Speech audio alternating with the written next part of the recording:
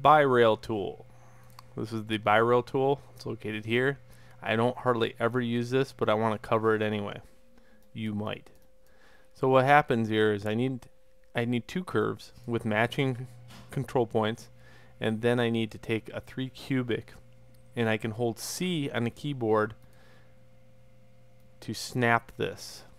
So C, C, and then I can hit G on the keyboard, which is last command, and I do that one more time. C on the keyboard, C on the keyboard, G on the keyboard, C on the keyboard, C on the keyboard, G. Okay, so that was a lot just to make this. And what I can do now is set these offset from each other. So in other words, I put a curve in them. And what I can now do, instead of just lofting, I can also set the profile of the loft. So here's how it works. First, deselect everything before you start. Then choose polygons, quads, and you can put the count like maybe 300. When I hit apply here, it's going to go into the bi-rail tool. And the bi-rail tool states this: I need to select my profile curves. So hold shift and select all three.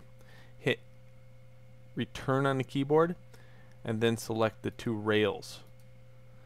Voila.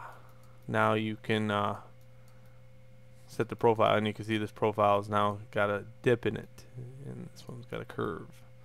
So that is the bi-rail tool. The last one I'm just going to cover right now because there's two I don't use very often. That was one of them.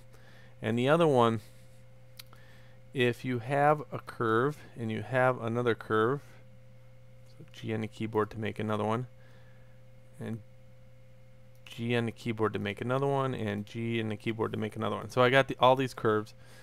The next one is planar, so I can shift select these in either a clockwise or counterclockwise method, and I can go into surfaces planar, and it'll make a plane based upon those curves.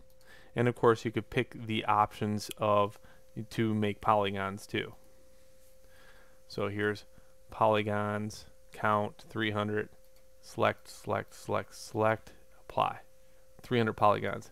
But you notice what happens? They are a mess. That is right. So that's why I never use that tool either.